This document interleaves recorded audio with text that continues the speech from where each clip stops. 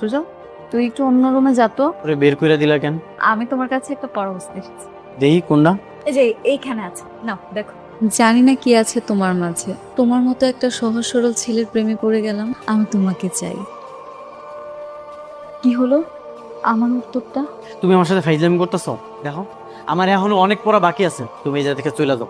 আমি তোমাকে অনেক ভালোবাসি নূর। তুমি আমার সাথে ফাইজলামি না কইরা এই জায়গা থেকে চলে যাও। না, আমি যাব না। আমি এখান থেকে কোথাও যাব না। আমি উত্তর চাই। আমি তোমার সাথে প্রেম করতে পারুম না। কি সমস্যা? আমি কি তোমার অযোগ্য?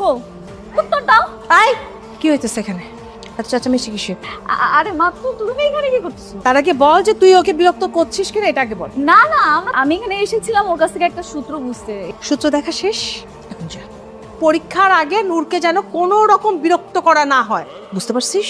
চাচি, হ্যাঁ? ও আসলে অনেকক্ষণ ধরে আমারে বিরক্ত করতেছে। ওরে এখান থেকে চলে যেতে কোন।